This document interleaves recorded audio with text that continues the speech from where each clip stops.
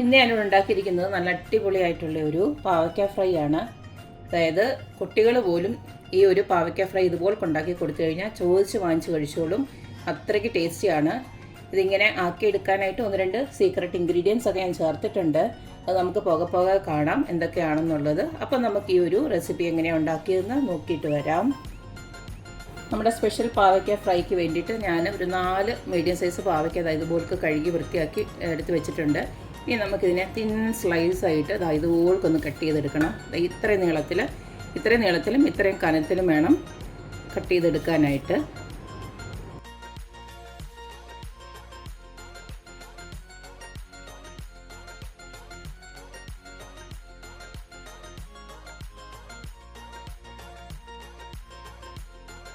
അപ്പോൾ നമ്മുടെ പാവയ്ക്കെല്ലാം ഞാൻ ഇതുപോലെ നല്ല തിൻ സ്ലൈസായിട്ട് അരിഞ്ഞു വെച്ചു. ഇതിലേക്ക് ഒരു 2-3 പച്ചമുളക് കൂടെ ഞാൻ നടുക ഇങ്ങനെ സ്ലൈസ് ചെയ്തിട്ടിട്ടുണ്ട്.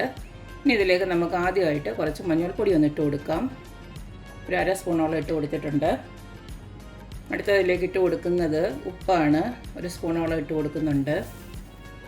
അടുത്തതിലേക്ക് ഇട്ട് കൊടുക്കുന്ന കുറച്ച് മല്ലിപ്പൊടിയാണ്. 1 സ്പൂണ് മല്ലിപ്പൊടി ഇട്ട് കൊടുക്കുന്നുണ്ട്. ഇനി ഇട്ട് കൊടുക്കുന്നത് മുളക് പൊടിയാണ്. അത് നിങ്ങളുടെ എരിവിന് അനുസരിച്ചിട്ട് മുളക് പൊടി ഇട്ട് കൊടുക്കാം. ഞാനിപ്പോൾ ഒരു 2 സ്പൂണോളം ഇട്ട് കൊടുക്കുന്നുണ്ട്. അടുത്താണ് ഇതിലേക്ക് ഇട്ട് കൊടുക്കുന്ന നമ്മുടെ സീക്രട്ട് ഇൻഗ്രീഡിയൻ്റ് ആയിട്ടുള്ള സാമ്പാർ പൊടി ഞാൻ 1 സ്പൂണൊന്ന് ഇട്ട് കൊടുക്കുകയാണ്. നമ്മളിത് ഉണ്ടാക്കിയെടുക്കുമ്പോൾ നല്ലൊരു ക്രിസ്പിനെസ് കിട്ടാൻ വേണ്ടിയിട്ട് ഒരു 2-3 സ്പൂണ് കോൺഫ്ലോർ കൂടെ ആഡ് ചെയ്യുന്നുണ്ട്. നിങ്ങൾക്ക് കോൺഫ്ലോർ ഇല്ലയെന്നുണ്ടെങ്കിൽ അരിപ്പൊടിയും കുറച്ച് കടൽമാവ് കൂടെ ഒന്ന് ആഡ് ചെയ്താൽ മതി. ഞാനിപ്പോൾ ഇത് മാത്രമേ ഇട്ട് കൊടുക്കുന്നുള്ളൂ. 3-4 സ്പൂൺ വരെ ഇട്ട് കൊടുക്കാം. കാരണം ഇതാണ് ഇതിൻ്റെ ഒരു ക്രിസ്പിനെസ് നമുക്ക് കിട്ടുന്നത്. അടുത്തതിലേക്ക് ഞാൻ ഒരു നാരങ്ങയുടെ നീരോടൊന്ന് ഒഴിച്ച് കൊടുക്കുകയാണ്.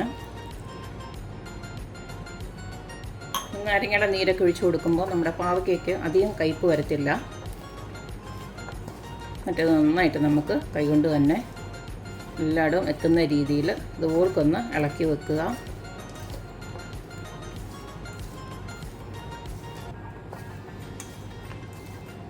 വേറെ നമുക്ക് പ്രത്യേകിച്ച് വെള്ളമൊന്നും ഒഴിച്ചു കൊടുക്കണ്ട. കാരണം ഈ ഒരു പാവയ്ക്കയിൽ കുറച്ച് വെള്ളം ഉണ്ടല്ലോ, അപ്പോൾ ആ ഒരു വെള്ളം മതി.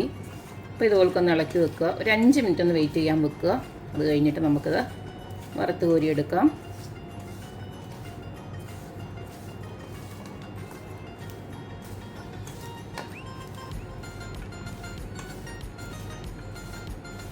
ഇപ്പം നമ്മുടെ പാവയ്ക്ക ഫ്രൈ ഉണ്ടാക്കാനായിട്ട് ഇതുപോലൊരു പാനിലോട്ട് ഞാൻ കുറച്ച് എണ്ണ ഒഴിച്ച് കൊടുത്തിട്ടുണ്ട്. ഞാൻ സൺഫ്ലവർ ഓയിലാണ് യൂസ് ചെയ്തിരിക്കുന്നത്. നിങ്ങൾക്ക് വെളിച്ചെണ്ണ വേണമെങ്കിലും യൂസ് ചെയ്യാം. ഏത് എണ്ണയായാലും കുഴപ്പമൊന്നുമില്ല. ഇനി നമുക്ക് ഈ ഒരു മസാല വരട്ടി വെച്ചിരിക്കുന്ന പാവയ്ക്ക കുറേശ്ശെ അങ്ങോട്ട് ഇട്ട് കൊടുക്കാം.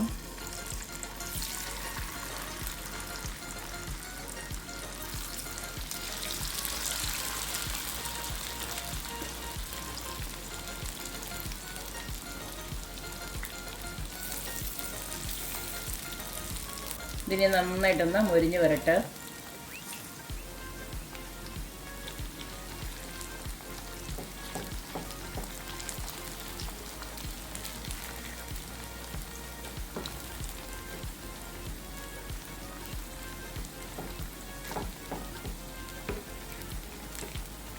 തിരിച്ചും മറിച്ചുമൊക്കെ ഇട്ട് നല്ല ഫ്രൈ ആയി വന്നിട്ടുണ്ട് നമ്മുടെ പാവയ്ക്ക. ഇനി ഇതിനെ അങ്ങ് കോരി മാറ്റാം. ബാക്കിയുള്ളതും നമുക്കിതുപോലെ ഫ്രൈ ചെയ്തെടുക്കാം.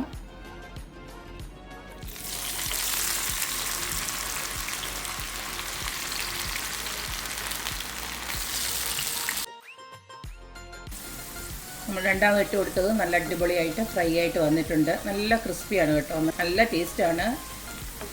ഇത് പാവയ്ക്ക ആണെന്ന് തന്നെ പറയില്ല, അത്രയ്ക്ക് രുചിയുണ്ട്. അപ്പം പാവയ്ക്ക കഴിക്കാത്തവർക്ക് പോലും ഈ ഒരു പാവയ്ക്ക ഫ്രൈ ഇഷ്ടമാകും. നമ്മൾ പറഞ്ഞ ആ ചേരുവകളൊക്കെ ചേർത്ത് കഴിഞ്ഞാൽ അതിൻ്റേതായിട്ടുള്ളൊരു രുചിയുണ്ട്. അപ്പോൾ എല്ലാവരും ഇതുപോലൊക്കെ ഒന്ന് ഉണ്ടാക്കി നോക്കുക, അഭിപ്രായങ്ങൾ അറിയിക്കുക.